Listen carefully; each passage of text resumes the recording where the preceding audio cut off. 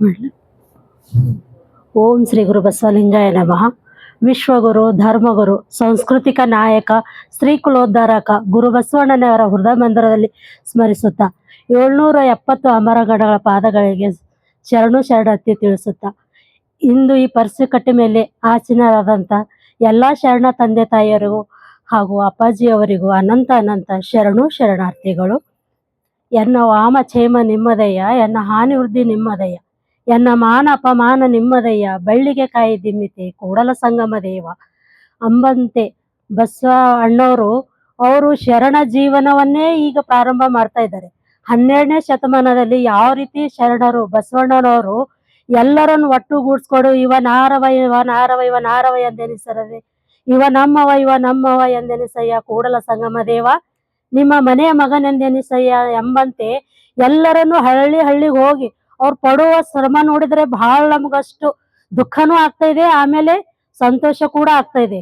ಅವ್ರ ಕಾಯಕ ಇದೆ, ಗೌರ್ಮೆಂಟ್ ಇದ್ದಿದ್ದು ಅದಕ್ಕೆ ರಿಸೈನ್ ಮಾಡಿ ಈ ಕಾಯಕದಲ್ಲಿ ತೊಡಗಿದಾರೆ ಅಂದ್ರೆ ಬಹಳ ಸಂತೋಷ ಆನಂದ ಆಗ್ತಾ ಇದೆ. ರೈತರು ಹೋದ್ರೆ ನಾವೆಲ್ಲ ಬೆಳ್ತೀವಿ. ಈ ದೇಶದ ಬೆನ್ನೆಲುಬು ರೈತರು. ಆ ರೈತರಿದ್ರೆ ಎಲ್ಲರೂ ಬದುಕ್ಲಿಕ್ಕೆ ಸಾಧ್ಯ ಅದ. ಈಗೆಲ್ಲೋ ಬಹಳಷ್ಟು ಜನ ಏನು ಸೈಟು ಅದು ಇದು ಎಲ್ಲ ಮಾಡ್ತಾ ಇದ್ದಾರೆ. ಆದ್ರೆ ನಾವು ಆ ಸೈಟ್ ಅಂತೂ ಹೊಟ್ಟೆ ತುಂಬಿಸ್ಕೊಳಕ್ ಆಗಲ್ಲ. ಆಮೇಲೆ ತಂತ್ರಜ್ಞಾನ ವಿಜ್ಞಾನ ಎಷ್ಟೇ ಮುಂದುವರೆದ್ರು ಕೂಡ ಆನ್ಲೈನ್ ಅಂತೂ ನಾವೆಲ್ಲ ಬಿತ್ತಲಿಕ್ಕಾಗಲ್ಲ, ಬೆಳಿಲಿಕ್ಕಾಗಲ್ಲ. ಬೆಳೆ ಬೆಳಿಬೇಕಾದ್ರೆ ಬಿತ್ತಬೇಕಾದ್ರ ರೈತರೇ ಮುಖ್ಯವಾಗಿ ಅವರು ಬೇಕು. ರೈತರಿದ್ರೆ ನಮ್ಮ ಬದುಕು ಅದ ಇಡೀ ಪ್ರಪಂಚಕ್ಕೆ. ಈಗ ಹೇಳಿದ್ರು ಅಣ್ಣವರು, ನಾವು ಮನೇಲಿ ಒಂದು 10 ಜನ ಇದ್ದೀವಿ, 4 ರೊಟ್ಟಿ ಅದು ಕಾಂಪಿಟಿಷನ್ ಆಗ್ತಾವಂತ. ಇದು ಪರಿಸರ ಸಮತೋಲನದಂತೂ ಆಗೋದು ಬಹಳಷ್ಟು, ಅದು ನೆನ್ಸ್ಕೊಂಡ್ರೆ ಭಯಾನಕ ಅನಿಸ್ತದ ಮುಂದಿಂದು. ಆದ್ರೂ ಅವ್ರು ಮಾಡಿರುವ ಕೆಲಸವನ್ನು ಬಹಳಷ್ಟು ಶ್ರಮ ಪಟ್ಟಿದ್ ಮಾಡ್ತಾರೆ. ಅದಕ್ಕೆ ನಾವೆಲ್ಲರೂ ಕೂಡ ಸಹಕಾರ ಮಾಡಿ ಎಲ್ಲರೂ ಒಗ್ಗೂಡಿ ಅವರಿಗೆ ಸಹಕರಿಸ್ಬೇಕು. ಈಗ ಬಹಳಷ್ಟು ನಮ್ಮ ಮಹೇಶ್ ಅಣ್ಣವರು ಅವ್ರು ಪ್ರತಿ ಒಂದ್ರಲ್ಲಿ ಎಲ್ಲದ್ರಾಗೂ ಬಂದು ಸಹಾಯ ಮಾಡ್ತಾರ. ಅಂತವ್ರಿಗೆ ಸ್ವಲ್ಪ ಇದ್ರಲ್ಲಿ ಏನ್ ಬೇಕು, ಯುವಕರು ಮುಂದಾಗ್ಬೇಕ್ರಿ. ನಾವು ಮನೆಯಲ್ಲಿ ಈಗ ನಾವೆಲ್ಲ ಹಿರುಗಳಿದ್ದೀವಲ್ಲ, ನಮ್ ಮಕ್ಳಿಗೆ ನಾವು ಬೆಳೆಸ್ಕೊತ ನಮ್ ಸಂಸ್ಕಾರ ಕೊಡ್ಕೋತ ನಾವು ಹೋಗ್ಬೇಕು. ಯಾವ ರೀತಿ ನಮ್ದು ಆಸ್ತಿ ನಾವು ಅವ್ರಿಗೆ ಇಡ್ತೇವಲ್ಲ ಅದೇ ರೀತಿ ನಮ್ ಸಂಸ್ಕಾರ ಕೂಡ ನಮ್ಮ ಮಕ್ಳಿಗೆ ನಾವು ಕೊಟ್ಟಿ ಬೆಳೆಸ್ಬೇಕ್ರಿ.